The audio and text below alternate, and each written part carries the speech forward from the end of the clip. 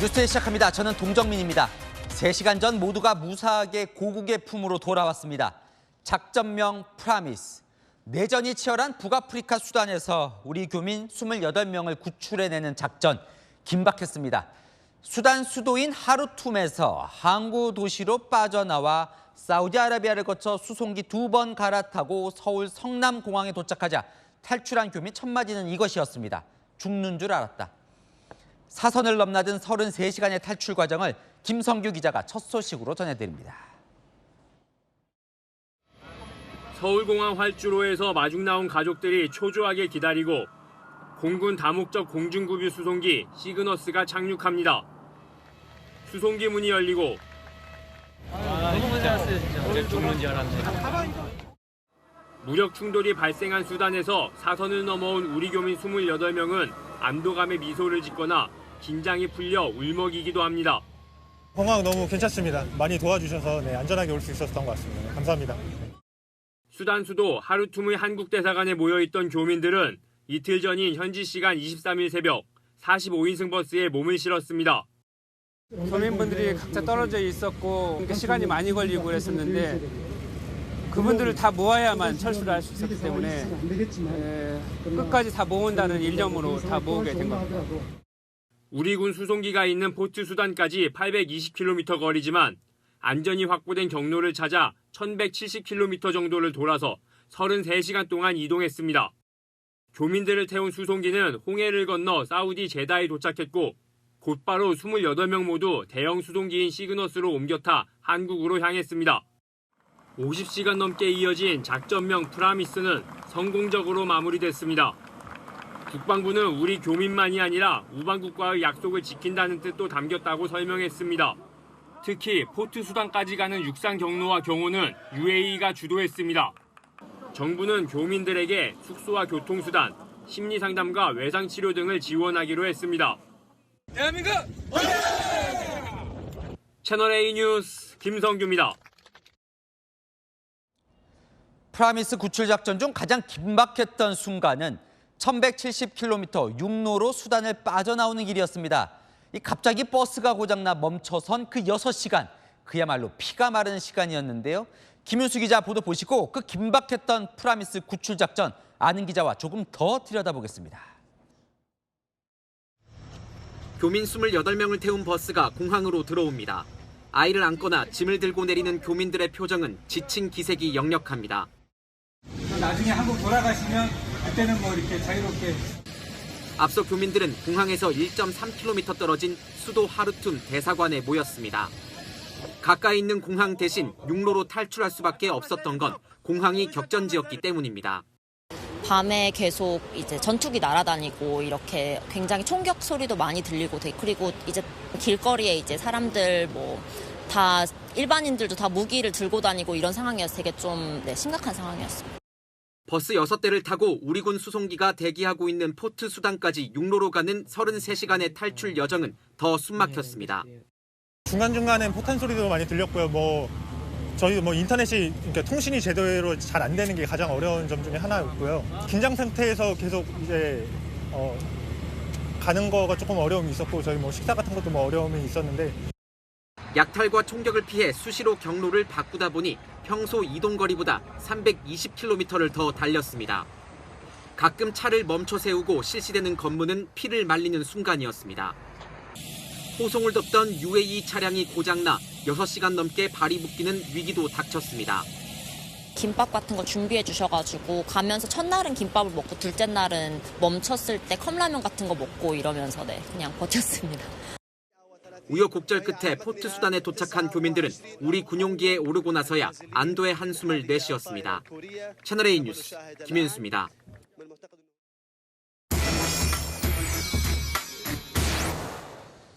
아는 기자 아자 시작합니다. 외교안보 국제부 정다은 기자와 프라미스 구출 작전 좀 살펴보겠습니다. 일단요. 이 아프리카 수단에서 대체 무슨 일이 벌어지고 있는 겁니까? 네, 우선 지금 수단에선 군벌 간 무력 충돌이 일어나고 있는 겁니다. 벌써 열흘이 지났는데도 끝날 기미가 보이지 않고 있습니다. 수단의 군부 지도자와 신속 지원군으로 불리는 반발 세력 사령관은 30년간 장기 집권한 오마르 알바시르 대통령을 힘을 합쳐서 몰아내는데요. 새 정권 창출 과정에서 갈등이 커졌고 결국 전국적 유혈 사태로 이어진 겁니다. 지금까지 400명 이상이 숨지고 3,500명 이상 다치는 대규모 인명피해까지 발생하자 각국이 수단 탈출 작전을 벌이고 있는 겁니다. 자, 이 프라미스 구출 작전 참 쉽지 않았다고 제가 들었는데 이 어떤 방향으로 나와서 탈출할지 이것조차 아주 위험한 선택이었다면서요? 네, 맞습니다. 이번 탈출 작전, 영화 모가디슈로 알려진 그때 당시 탈출 상황보다 훨씬 더 어려웠다는 게 외교부 측 설명입니다. 우선 투입된 우리 병력만 봐도 알 수 있는데요. 2021년 아프가니스탄 사태 때 투입됐던 시그너스부터 707 대테러 특수임무대, 그리고 하늘길이 막힐 것을 대비해서 청해부대의 충무공 이순신함까지 출동하는 등 6해공 최정예 부대가 모두 동원됐습니다. 탈출 과정도 우여곡절이 있었는데요. 지도 보면서 설명드리겠습니다. 우선 수단에 있는 한국 대사관에 모여있던 우리 교민들은 당초 지부티 주둔 미군 기지에 있던 우리 수송기를 타려고 했는데요. 하지만 상황상 수단 북동부 항구 도시인 포트 수단을 택했습니다. 대피 과정은 긴박하게 돌아갔지만 다행히 인명피해 없이 포트 수단에 도착한 교민들은 곧바로 수송기를 갈아타고 한국 땅을 밟을 수 있었습니다. 자, 구출작전 이후에 대통령실은 여러 차례 아랍에미리트, UAE에 고마움을 표하던데요. 어떤 도움을 받은 거예요? 네, 맞습니다. 이번 탈출 작전 관련해서 우리 정부는 외교전 종합판이라고 했는데요. 한번 직접 들어보시죠. 프라미스 작전 과정에서 미국, UAE, 사우디 등 우방국의 적극적인 협조를 받았으며 이와 관련하여 깊은 사의를 표합니다. 네, 특히 윤석열 대통령이 형제의 나라라고 부르는 UAE의 정보력이 큰 도움이 됐습니다. 수단 내부 정보에 정통한 UAE 주도로 교민들은 포트 수단까지 육로로 이동했고 UAE 측이 차량 경호까지 지원한 것으로 알려졌습니다. 자, 그 반대로 기시다 일본 총리는 우리 대한민국에 감사함을 표했는데요. 우리 군이 일본 국민을 또 구해냈다면서요? 네, 맞습니다. 이번 작전에는 우리 국민뿐만 아니라 일본인 5명도 함께했습니다. 일본 측에 도움 요청이 있었는데요. 일본은 수단 거주자가 약 60명으로 우리 교민보다 많아서 한 곳에서 집결하는 데에 어려움을 겪은 것으로 알려졌습니다. 오늘 기시다 총리가 한국에 직접 감사 인사까지 했습니다. また協力いただいた韓国、UAE をはじめ関係各国および国連など関係機関に感謝を申し上げます。 지금 전 세계가 수단 구출 작전을 진행하고 있는데 구출 과정에서 다치는 경우도 꽤 많다면서요? 네, 맞습니다. 말씀하신 것처럼 지금 각국은 수단에서 탈출하는 행렬이 이어지고 있습니다. 무력 충돌이 격화되면서 탈출 과정에서 인명피해도 속출했는데요. 프랑스와 이집트는 탈출 과정에서 각각 자국민 1명과 외교관 1명이 총상을 입었다고 밝혔고요. 또 사우디의 경우에는 이동 중 노상 강도를 당한 것으로 알려졌습니다. 아직까지 탈출하지 못한 나라도 많은데요. 중국과 태국 등도 자국민 탈출을 시키고 있는 상황입니다. 현재로선 정부군과 반발 세력 중 어느 한쪽도 결정적 우위를 점하지 못하면서 무력 충돌은 장기화될 것으로 보입니다. 어쨌든 정말 다행입니다. 네, 아는 기자 정다은 기자와 살펴봤습니다. 자, 윤석열 대통령의 미국 국빈 방문이 시작됐습니다. 첫날 도착 일정을 마무리했고 둘째 날 본격적인 한미동맹 70주년 국빈 방문 행보를 시작하는데요. 현지 시간으로는 지금 도착 이튿날 새벽입니다. 워싱턴 현지 연결해 보겠습니다. 조영민 기자, 지금 조 기자 있는 곳 근처가 대통령이 묵고 있는 곳이죠? 네, 맞습니다. 제 뒤로 보이는 건물, 바로 윤석열 대통령이 워싱턴 방문 기간 중 숙소로 사용하는 블레어 하우스입니다. 첫날 밤은 이미 보냈고요. 지금은 둘째 날 새벽 시간대입니다. 미 백악관에서 도보로 5분 정도 거리를 두고 떨어진 이곳은 미국 정부가 해외 정상이나 귀빈들이 방문했을 때 이 숙소로 제공하는 일종의 영빈관 성격을 가진 공간입니다. 이곳 시각으로 어제 오후 윤 대통령 내외가 이 블레어 하우스에 도착해 들어설 때에는 태극기와 성조기를 든 우리 교민 다수가 환영의 인사를 보내기도 했습니다.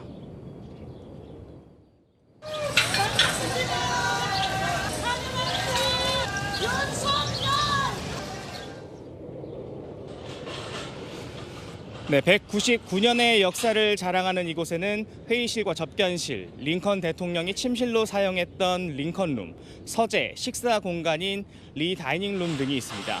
내부에 침실 23개, 욕실 35개 등 115개의 화려한 방으로 구성된 것으로 알려졌습니다. 대통령실은 미국 측이 윤 대통령 내외에게 내부 침실과 공간의 역사적 의미를 하나하나 설명했다고도 전했습니다. 자, 이제 사실상 한미동맹 70주년 공식 일정이 이제 오늘부터 시작이 되는 거예요. 어떤 일정들을 오늘 하게 됩니까? 네, 말씀하신 것처럼 둘째 날 일정은 이 한미 동맹 70주년의 의미를 되새기고 또 극대화하는 일정들이 이어질 예정입니다.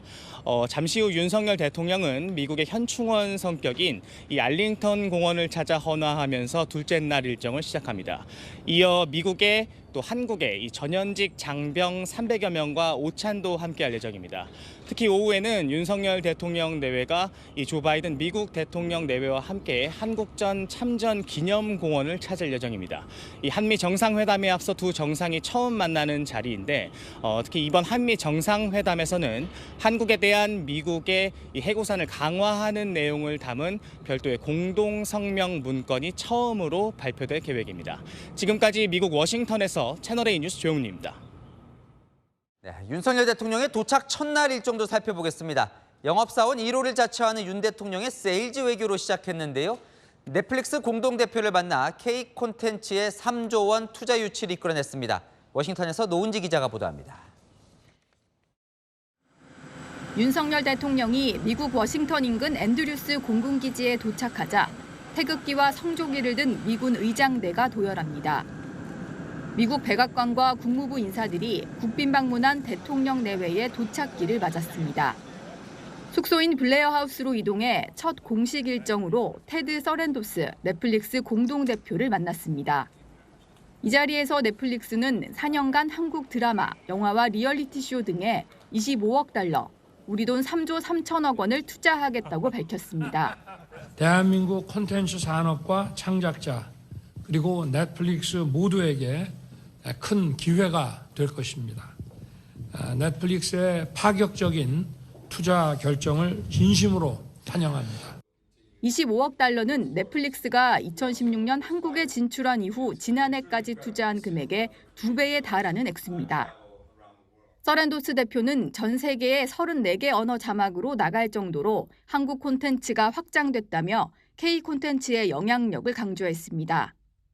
김건희 여사도 넷플릭스 최고 콘텐츠 책임자를 접견하며 한국의 신인 감독과 배우, 작가 발굴에 힘써달라고 요청했습니다.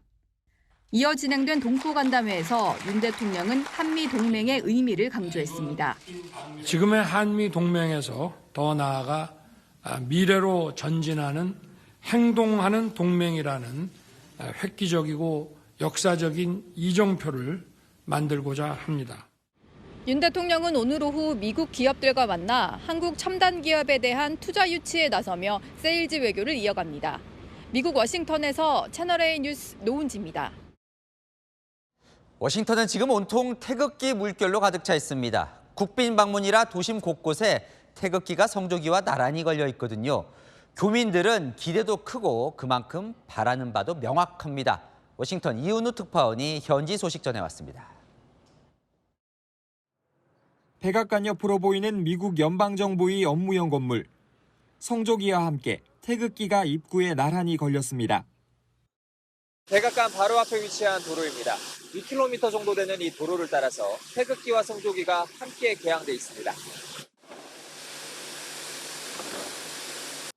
한국문화원에는 1953년 미국 의장대와 2023년 우리나라 의장대가 각각 들고 있는 외벽 깃대 그림 위에 성조기와 태극기가 펄럭입니다. 1953년은 한미 동맹이 맺어진 해로 동맹의 굳건함을 표현한 겁니다. 현지 교민들은 12년 만의 국빈 방문을 환영하면서도 윤석열 대통령이 안보와 경제 분야에서 실질적 성과를 거둬서 돌아가야 한다고 강조했습니다.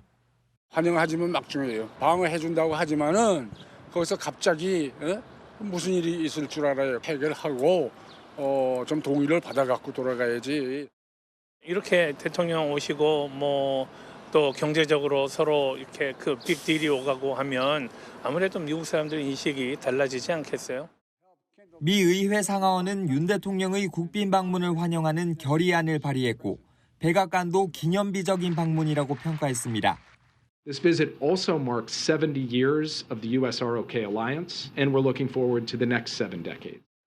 현지 언론은 이곳 시간 내일 예정된 화려한 만찬의 뒤에서 북핵과 인플레이션 감축법 등 양국 사이의 민감한 사안이 논의될 것이라고 내다봤습니다. 워싱턴에서 채널A 뉴스 이은우입니다. 윤석열 대통령이 국내를 비운 사이 국회 여야 장외전은 더 치열해지고 있습니다. 민주당과 정의당은 대통령 순방 기간에 이른바 김건희 특검법을 포함한 쌍특검 법안 패스트트랙 처리에 전격 합의했습니다. 이동훈 기자입니다.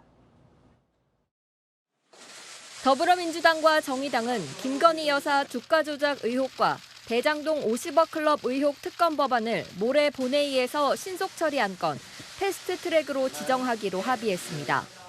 두 특검법 모두 국민의힘은 특검을 추천할 수 없도록 배제했습니다. 준비 기간을 제외하고 최장 100일, 240일 동안 특검이 수사할 수 있게 했습니다. 국민들은 이 두 사건에 대한 의혹이 매우 컸고 따라서 압도적 다수의 국민들께서 특검을 실시하라고 요구해 왔던 사안 아니겠습니까? 현재 야권 의석수는 182석으로 패스트트랙 지정에 필요한 재적의원 3분의 2 이상을 웃돕니다. 패스트트랙으로 지정되면 최장 240일, 올해 연말 내에 본회의에서 표결을 해야 합니다. 국민의힘은 반발했습니다.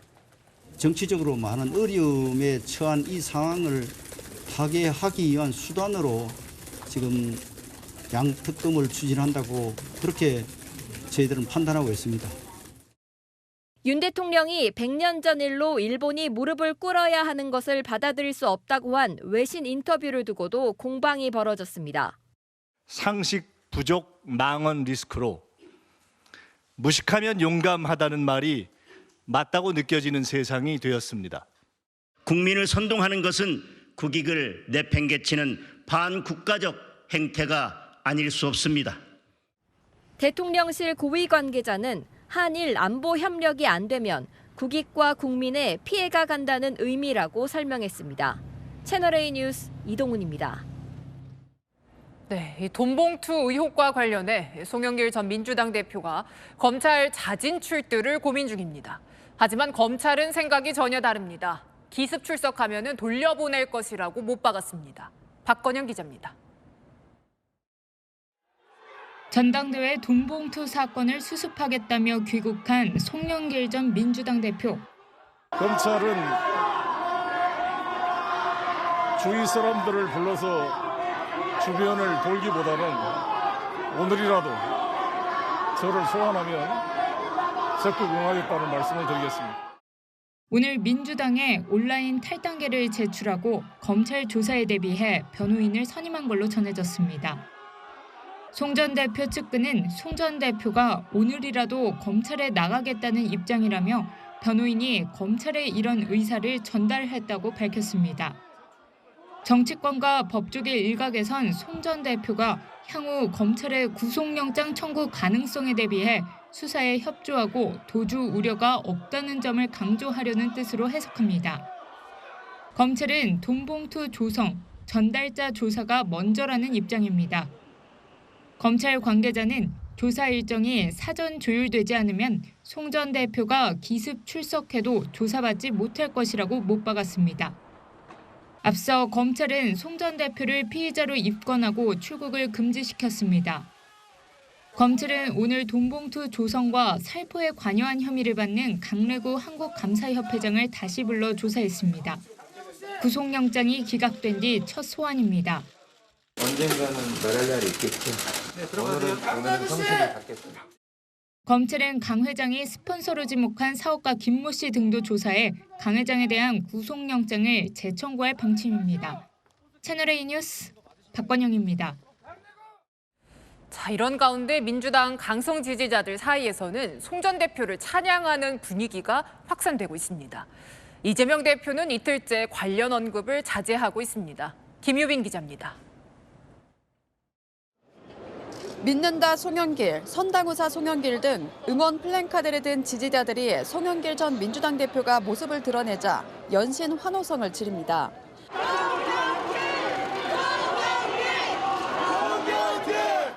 어제 송 전 대표 귀국 자리에 마중 나간 지지자들이 환영 인증샷을 찍어 송 전 대표 팬카페에 공유하고 있습니다. 이재명 민주당 대표 팬카페인 재명인의 마을에도 이재명이 대통령이 되면 송영길을 외교부 장관 시키자, 국민들이 함께합니다 등 송 전 대표 응원글들이 속속 올라왔습니다. 강성 지지자들은 본인의 책임이라며 조기 귀국한 송 전 대표를 큰 정치인이라고 띄우고 있습니다. 당 일부 지도부도 송 전 대표를 감싸는 듯한 발언을 했습니다.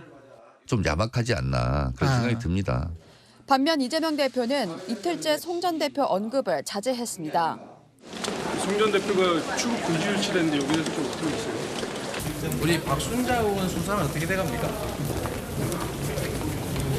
관심이 없으신가 보군요.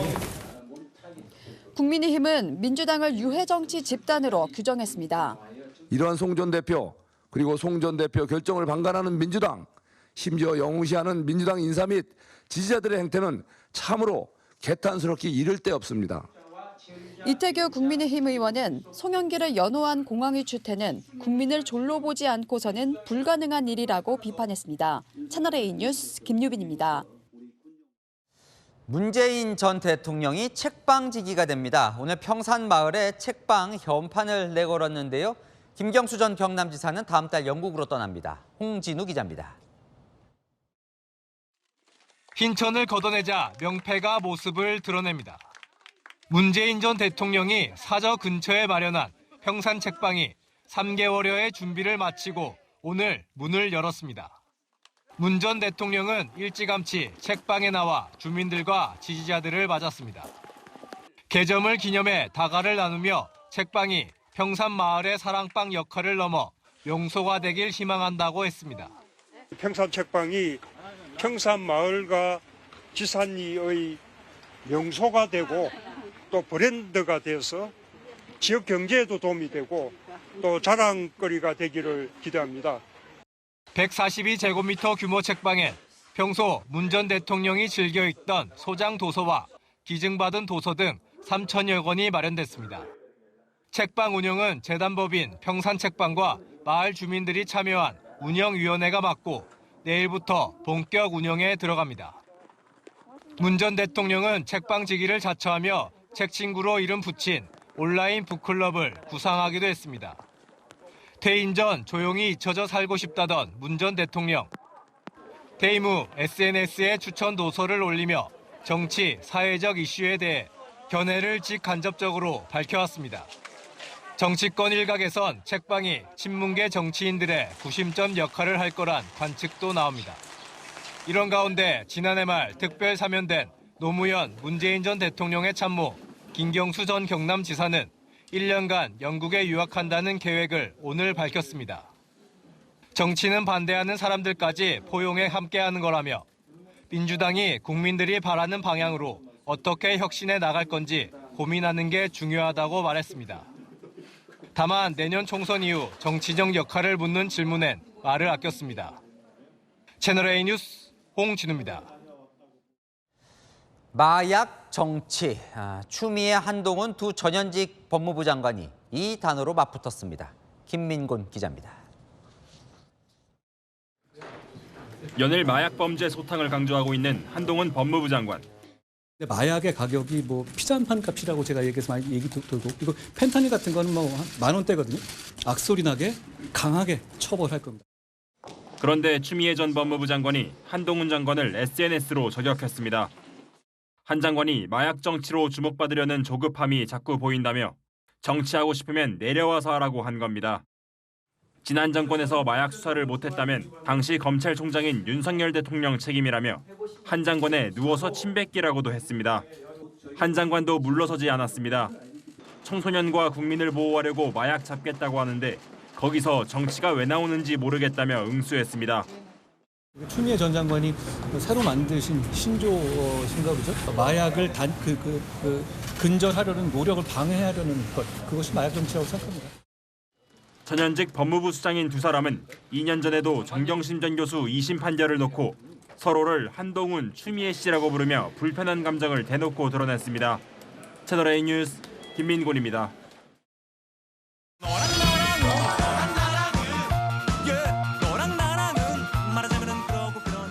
야랑야랑 정치부 최수연 기자와 함께합니다. 첫 번째 주제 보겠습니다. 자, 윤석열 대통령 뭐가 생략이 됐습니까? 바로 주어입니다. 윤석열 대통령의 미국 외신 인터뷰 이후 논란이 된 일본을 언급한 대목 바로 이겁니다. 100년 전 일을 가지고 무조건 무릎 꿇라고 하는 건 받아들일 수 없다. 민주당은 이렇게 공격했습니다. 윤석열 대통령이 100년 전 일로 일본이 무릎을 꿇어야 하는 것을 받아들일 수 없다라고 인터뷰했습니다. 일본 총리의 말인 줄 착각하고도 남을 만큼 매우 무책임하고 몰 역사적인 인식을. 그러니까 저 말은 한국 대통령이 일본 무릎 꿇는 걸 왜 받아들일 수 없다고 하느냐 이거네요. 그런데 국민의힘은 민주당을 향해 원문을 잘 보라며 이런 주장을 폈습니다. 근데 한글 원문에 보면 주어가 빠져 있어요. 그래서 이것으로 인해서 영어 번역이 다소 오해의 소지가 있게 보여요. 대통령실이 공개한 한글 원문 인터뷰를 잘 보면 일본이라는 주어가 생략돼 가짜뉴스를 오역이 있었다는 겁니다. 그러니까 윤 대통령이 말한 무릎 꿇는 걸 받아들일 수 없는 주체는 대통령 본인이 아니라 일본이라는 겁니다. 글쎄요. 뭐가 진실일까요? 말한 대통령이나 들은 그 외신 기자는 알겠죠, 진실을. 외신 기자가 직접 나섰는데요. 한마디 한마디 문자 그대로 올린다며 녹취록을 공개했습니다. 윤 대통령이 무조건 무릎 꿇으라는 건 저는 받아들일 수 없다 이렇게 말했다고 합니다. 저는 받아들일 수 없다. 그렇다면 국민의힘 해명이 틀린 거네요. 대통령이 받아들일 수 없다고 얘기를 한 거네요.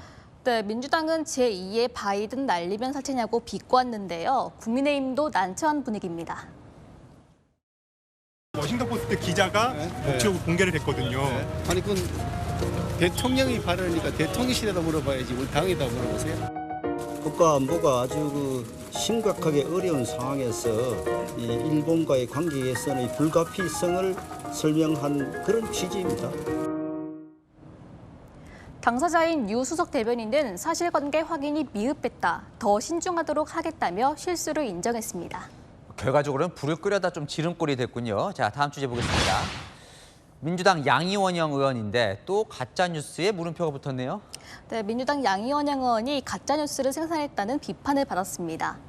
양 의원이 오늘 오전에 올린 글인데요. 윤 대통령이 넷플릭스에 3조 3천억 원을 투자한다는 뉴스가 나왔다며 지금이 해외에 투자할 때냐 불안하다 이런 내용입니다. 그러니까 저희도 앞서 전해드렸는데 우리가 아니라 넷플릭스가 우리 한국에 투자라는 거잖아요. 네, 맞습니다. 기사를 오독해서 반대로 보고 잘못 올린 비판이었습니다. 양 의원은 해당 글은 삭제를 했고 다시 글을 올렸는데요. 넷플릭스가 오늘 밝힌 금액이 이미 작년에 밝힌 투자 액수와 비슷하다며 대통령은 사진 찍으러 가냐고 비꼬았습니다. 그럼 이번에는 맞는 비판입니까? 대통령실은 이번에도 틀렸다고 해명했는데요. 작년에 발표한 투자와는 별도로 새로 3조 원이 넘는 투자 계획을 밝힌 거라고 설명했습니다. 국민의힘은 도를 넘었다고 비판했습니다. 가짜뉴스로 지지층 분노를 유발해 반사이익을 보려는 것도 한두 번입니다. 더 이상 국정 발목 잡기, 대통령 흠집 내기에 혈안이 된 가짜뉴스 양산을 즉각 중단하십시오. 김기현 대표는 양 의원을 향해 잘못을 시인조차 안 하는 괴물이라고 비판했는데요. 어떻게든 상대를 비판하려고 닥치고 공격하기 전에 사실인지 아닌지 정도는 알아봐야 설득력이 있을 것 같습니다. 네, 지금까지 야랑야랑이었습니다. 어린이 보호구역, 스쿨존 음주운전으로 어린이가 숨지는 사고가 이어지고 있죠. 대법원이 초강수를 꺼내들었습니다. 최대 징역 26년까지 선고하는 양형 기준이 신설됩니다. 박자은 기자입니다. 대전 스쿨존에서 전직 공무원이 음주운전을 하다 사고를 내 9살 배승아 양이 숨지고 어린이 3명이 다쳤습니다. 소주 반병 마셨다고 주장한 60대 공무원은 몸도 가누지 못하는 만취 상태였습니다. 가해자들이 엄중하게 처벌 받아서 저희는 속이 시원하지가 않아요. 그렇다고 우리 지가가 살아 돌아오는 게 아니잖아요. 서울 청담동 학교 앞에서도 10살 남자아이가 만취 차량에 목숨을 잃었습니다. 운전자 측은 배수로를 밟은 줄 알았고 아이를 친 건 몰랐다고 주장하고 있습니다.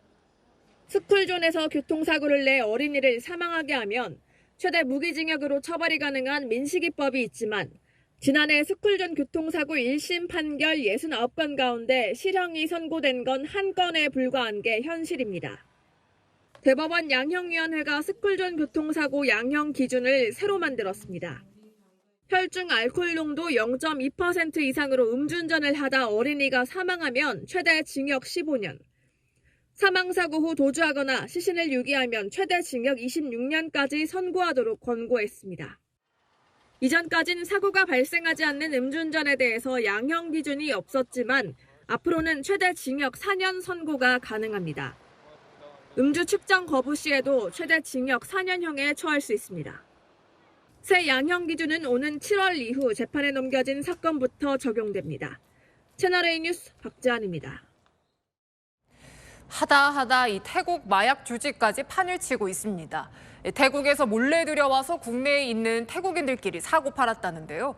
이 일당 대다수가 불법 체류자라 쫓고 쫓기는 추격전은 더 아찔했습니다. 신선미 기자입니다. 차단봉을 뚫고 들어가는 은색 승용차를 바짝 쫓는 경찰 승합차. 아파트 지하주차장에서 맞닥뜨린 승용차를 그대로 들이받습니다. 블랙박스 화면이 크게 흔들릴 정도의 충격입니다.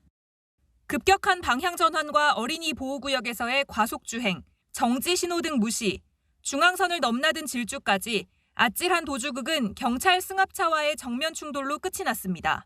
그 차가 여기 치고 들어왔을 때는 한 70km 이상? 그 정도로 들어왔으니까 소리 한번 말도 못했죠. 엄청 컸죠.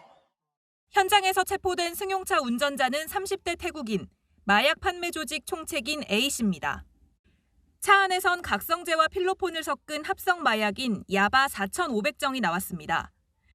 A씨 등 마약 유통 조직 34명은 태국에서 마약을 몰래 들여와 국내 체류 중인 태국인들에게 팔았습니다. 야바와 필로폰, 케타민 등 종류를 가리지 않았고 유아용 화장품 통에 마약을 숨긴 뒤 국제 우편을 통해 받는 수법을 썼습니다. 대부분 제조업체에서 일하는 외국인 노동자들로 공장 일대에 모여 살면서 마약을 판매하고 투약한 것으로 드러났습니다. 이 각성 효과가 강하다 보니까 야간이나 힘들 때 이 각성 효과를 내려고 많이 지금 투약을 하고 있는 거로 지금 파악하고 있습니다. 경찰은 이들 일당과 투약자 등 68명을 붙잡아 이 중 11명을 구속했습니다. 이들이 갖고 있던 야바와 필로폰 등 5억 5천만 원 상당 마약류도 압수했습니다. 적발된 사람 중 55명이 불법 체류자로 확인됐습니다. 당장 구속은 면했더라도 출입국 외국인청을 통해 추방될 예정입니다. 채널A 뉴스 신선미입니다. 민노총 택배노조 간부가 쿠팡 직원을 폭행하고 또 경찰까지 밀치고 욕설을 해서 논란이 일고 있는데요. 이 간부의 폭행은 처음이 아니었습니다. 이기상 기자입니다. 노조 조끼를 입은 남성이 입구를 막은 바리케이드를 넘자 직원들이 막아섭니다. 하지만 남성은 목을 조르고 뒤로 넘어뜨립니다. 경찰! 도와주세요! 도와주세요! 남성은 주먹질까지 하더니 대범하게 욕하며 경찰을 밀어붙이는데 정작 경찰은 뒷걸음치기 바쁩니다. 뭐야! 경찰이 뭐해! 남성이 재질을 뚫고 들어오자 직원들과 술래잡기 하듯 요리조리 추격전도 벌어집니다. 경관님 난동이원 제압 부탁드립니다. 제거하세요. 하지만 경찰은 마라토너 결승선 통과하듯 길을 열어줄 뿐입니다. 경기도 용인 쿠팡 배송센터에서 쿠팡 택배지회 창립대회가 열렸습니다. 민주노총 택배노조 경기지부장 자격으로 캠프를 찾았던 원모 씨는 센터 출입을 제지당하자 폭력을 휘둘렀습니다. 원 씨에게 폭행당한 피해자는 5명, 이 중 1명은 현장에서 구급차에 실려가기도 했습니다. 택배노조는 노조법상 산별노조 지부장은 사업장에 들어갈 수 있는데 못 들어가게 해 벌어진 일이라고 해명했습니다. 원 씨는 4년 전에도 비노조원 택배기사를 나라차기로 폭행해 논란이 됐습니다. 경찰은 원 씨를 폭행 혐의로 입건했지만 공무집행방해 등 혐의는 따로 적용하지 않았습니다. 채널A 뉴스 이기상입니다. 미국에서는 잦은 총기 사고가 골칫거리죠. 우리는 총기는 규제되고 있지만 새총이 문제입니다. 이 새총의 위력이 얼마나 될까 얕잡아 볼 수도 있지만 실험을 해보니까 상당히 위협적이었습니다. 다시 간다 이솔 기자가 취재했습니다.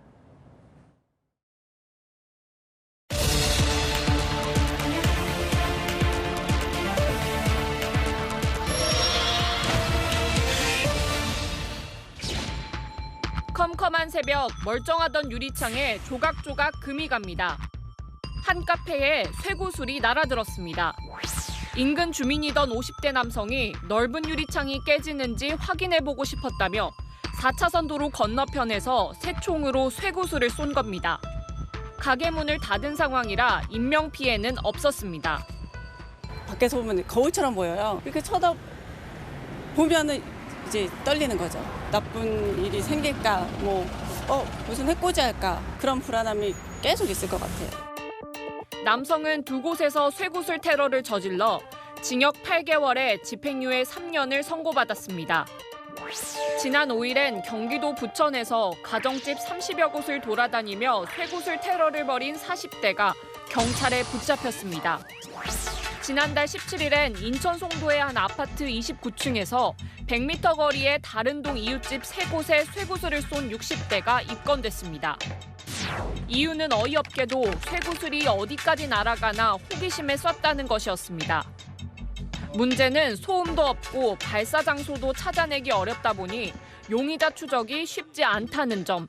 어디서 날라왔는지를 모르니까 대부분 미제 사건으로 남을 수밖에 없는 거죠. 좀 특이한 구슬을 사용했기 때문에 판매 업체도 압축하는 데 좀 도움이 많이 되었는데 일반적으로 좀 특정하기는 더 어렵죠. 범인이 새총을 구입했다는 온라인 쇼핑 플랫폼을 검색해봤습니다. 총포화약법상 방아쇠나 화살 발사용 지지대가 부착된 새총은 만들어 팔거나 소지하는 게 금지돼 있지만 버젓이 판매되고 있습니다. 온라인으로 구매한 전문가용 새총과 8mm 쇠구슬 총알입니다. 과연 위력이 어느 정도인지 한번 쏴보겠습니다.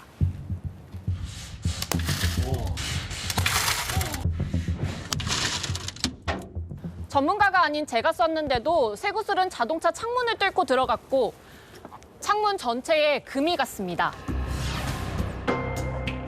함께 실험에 참가한 전직 사격 선수도 놀랍다는 반응입니다. 워낙 작다 보니까 과연 이 정도가 창문이 깨질까라는 의구심이 들었는데요. 막상 쏴보니까 굉장히 파워가 세네요. 이 정도면은 동물이나 사람은 진짜 크게 다칠 것 같다는 생각이 들더라고요. 전국에서 새총을 취미로 즐기는 동호인은 10,000명이 넘습니다. 건전하게 즐기는 사람들이 더 많은데 그렇지 못한 한두 사람 때문에 위험한 거다. 그렇게 볼 수는 없죠. 새총 자체를 규제해야 한다는 목소리가 나오지만 전문가들은 음성화될 것을 우려해 처벌을 강화하는 게 낫다고 조언합니다. 총 같은 경우에는 레저용이나 일상적으로 사용할 수 있는 물건에 해당되기 때문에 법적 규제하는 거는 좀 어불성성을 갖고요. 다만 그 검찰에서 도구를 사용한 특수죄가 되겠죠. 중한 처벌을 요구하는 방식으로 제한을 할 수밖에 없지 않냐. 멀리서도 사람을 다치게 할 수 있는 새총. 더 이상 어린 시절 갖고 놀던 추억의 장난감이 아닙니다. 다시 간다 이솔입니다. 네, 별장으로도 쓸 수 있는 최고급 농막. 이런 걸 지어주겠다던 업체 대표가 계약금만 챙겨서 해외로 잠적했습니다. 파악된 피해액만 15억 원에 달합니다. 김정근 기자의 단독 보도입니다. 귀농이 늘면서 주목받고 있는 게 바로 농막입니다. 연면적 20제곱미터 미만의 작은 농업용 창고나 휴게시설이 농막인데 주거나 상업 목적이 아니라면 숙식도 가능합니다. 한 농막 제작업체는 주방과 침실까지 갖춘 호화 건물을 홍보합니다. 현재 이 모델이 워낙 프리미엄 모델이다 보니까 싱크대에서 상당히 많이 힘을 줬는데요. 농촌 생활을 꿈꾼 귀농인들이 한 채당 수천만 원의 계약금까지 걸었지만 정작 받았단 사람은 없습니다. 예약이 밀려 있다는 이유에서였습니다. 앞서서 왔던 그 고객들 때문에 밀려 있다라고 얘기를 했었고요. 그리고 순차적으로 할 테니 좀 기다려 달라고 했었고, 하지만 저희한테 돈은 다 받아갔었어요. 피해자들이 항의하면 더 고급 농막을 보여주며 안심시켰습니다. 방금 계약 취소 나온 물건이라며 선심 쓰듯 계약 변경을 유도했지만 계약자가 여럿인 돌려막기 물건이었습니다. 실체가 없는 게 더 많을 거 아니에요. 여기는 요거밖에 없는데 온 사람은 이보다 한참 많으니까. 피해자들이 받게 될 거라고 믿었던 농막입니다. 지금도 여전히 미완성인 채로 공장 앞에 버려져 있습니다. 사기당한 피해자는 23명에 달하고 계약금 등 떼인 돈만 15억 원이 넘습니다. 업체 대표는 경제 전문가로 각종 방송에 출연했던 인물로 투자 손실로 거액의 합의금이 필요하자 사기를 친 걸로 보입니다. 업체 대표는 지난 2월 호주로 잠적한 상태로 경찰은 인터폴 적색 수배를 내려 쫓고 있습니다. 채널A 뉴스 김정균입니다. 서울식물원의 수천 그루 나무에 이렇게 나사못이 박혀 있습니다. 나무가 훼손되지 않겠냐 걱정이 큰 시민이 제보를 해주셨는데요. 알아보니 식물원 측은 문제가 없다고 말을 합니다. 어찌된 사연인지 김민환 기자가 취재했습니다. 나무 밑동에 나사못이 박혀 있고 작은 이름표가 걸려 있습니다. 엄지손가락 굵기의 어린 나무 하나하나에도 나사못을 박아놨습니다. 서울식물원 야외공원을 둘러보니 이렇게 나사못이 박힌 나무는 한두 그루가 아닙니다. 한라산에만 자생하는 희귀종 솔비나무 밑동도 마찬가지입니다. 나무들도 잘 못 자랄 것 같아요. 띠나 뭐 실이나 이런 걸로 해놓으면 나무들이 다치지도 않고. 어린 나무에 그게 너무 많이 나무 박혀 있어서 마음이 좀 아픈 것 같아요. 이 식물원 야외공원 3,080여 그루의 나무 가운데 80%인 2,470그루에 이런 나사못이 박혀 있습니다. 식물원 측은 이름표가 바람에 날아가거나 분실되는 걸 막기 위해 나사못을 사용했다고 밝혔습니다. 나사가 박히는 부분은 식물 목질부입니다. 목질부는 식물이 죽어있는 세포이기 때문에 거기에 나사를 박는 것은 문제가 되지 않습니다. 나사못을 사용하더라도 주의가 필요하다는 의견도 있습니다. 틈새가 생기고 썩어 들어가면 곤충들이나 여기에 수액이 나오고 하면 썩어 들어가죠. 들어갈 때 만일 곰팡이에 병균이 딸려 들어간다면 문제가 있지만 그렇지 않고 그냥 못이 그냥 들어가 박혀 있는 상태라면 나무에게 별 지장을 주지 않고요. 서울식물원 측은 채널A 취재 이후 관람객들의 의견을 고려해 나사못을 줄이는 걸 검토하겠다고 밝혔습니다. 채널A 뉴스 김민환입니다. 몇 살까지를 청년이라고 할 수 있을까요? 규정상 39세까지인데 서울에서 처음으로 45세까지로 올린 자치구가 나왔습니다. 40대 청년, 여러분은 동의하십니까? 김예지 기자입니다. 서울 도봉구의 한 스튜디오. 청년들이 자치구의 지원을 받아 음악을 창작하는 공간입니다. 당초 이 청년 특화 공간의 이용 연령은 기존 39세까지였지만 이젠 45세까지로 늘었습니다. 서울에서 청년 인구가 가장 적은 도봉구가 최근 청년 기본조례를 개정해 만 19세 이상 만 39세 이하에서 만 19세 이상 만 45세 이하로 상향 조정했기 때문입니다. 갈수록 청년 인구가 줄어드는 시대 흐름을 반영해야 한다는 겁니다. 도봉구도 지금 청년 인구가 한 8만여 명이 되는데요. 45세까지 하면 청년 인구가 약 10만 명으로 더 늘어나고 거기에 따라서 저희가 지금 청년 관련한 인턴십이라든가 취업이라든가 또 혜택을 볼 수가 있고요. 도봉구 거주 청년들에게 지원되는 어학시험 응시료 지원 대상도 45세까지 확대됩니다. 또 약 30억 원 규모의 청년기금도 마련해 주거 융자 지원 사업 등도 추진하는데 이 역시 45세까지 지원될 계획입니다. 서울에선 도봉구가 처음이지만 40대를 청년으로 규정한 지자체가 이미 상당수입니다. 40대가 청년 역할을 하는 농어촌 지역 기초단체를 위주로 51곳이나 됩니다. 청년들의 반응은 엇갈립니다. 그 나이 때 결혼도 많이 못하고 그러시니까 그 정도 이제 청년이라고 그 나이대로 묶어도 저는 괜찮다고 생각해요. 한 35살 넘어가면 조금은 청년이라고 보기에는 좀 더 집중해서 지원을 많이. 인구절벽, 고령화 사회 등을 감안해 연령대별 면밀한 지원 기준이 필요하다는 목소리도 나옵니다. 채널A 뉴스 김예지입니다. 자, 이 미래산업 지각 변동에 따라서 대기업도 실시간 변화 중입니다. 2차 전지 핵심 소재를 만드는 회사가 대기업이 되는가 하면 이 포스코가 롯데를 제치고 재계 5위로 올라섰습니다. 안건우 기자입니다. 양극재 같은 2차 전지의 핵심 소재를 만드는 코스닥 시가총액 선두기업 에코프로 그룹. 2007년 상장 이후 처음 자산 규모 6조 9천억 원대의 대기업이 됐습니다. 공정거래위원회는 오늘 자산 총액 5조 원이 넘어 공시 의무가 생기는 대기업 집단 지정 결과를 발표했습니다. 신규 지정된 집단은 8개로 LX, 에코프로, 고려 HC, 전기차 등 신산업 성장에 따라 공시 대상 기업 집단의 수가 증가했습니다. LG에서 독립한 지 2년 만에 대기업이 된 LX도 배터리 핵심 광물 확보와 자율주행을 미래 먹거리로 삼고 있는 기업. LX는 재계 순위 44위, 에코프로는 62위에 올랐고 최근 2차 전지 핵심 소재 기업으로 자리매김하고 있는 포스코는 롯데를 밀어내고 재계 5위에 올랐었습니다. 다만 포스코는 물적 분할 이후 포스코 홀딩스가 보유한 포스코 주식가치 약 30조 원이 추가로 산정돼 자산이 늘었다는 게 공정위의 설명입니다. 방탄소년단 소속사인 하이브는 자산이 4조 8천억 원으로 기준에 못 미쳐 공시집단 지정을 피했습니다. 2차 전지와 모빌리티 같은 신산업에 뛰어든 기업들의 약진이 두드러진 가운데 자산 5조 원이 넘는 대기업은 지난해 76개에서 올해 82개로 늘었습니다. 채널A 뉴스 안건우입니다. 공장이 모여있는 공단에서 최근 휴업과 폐업이 도미노처럼 이어지고 있습니다. 열심히 기계 돌려봤자 적자를 피할 수 없기 때문이죠.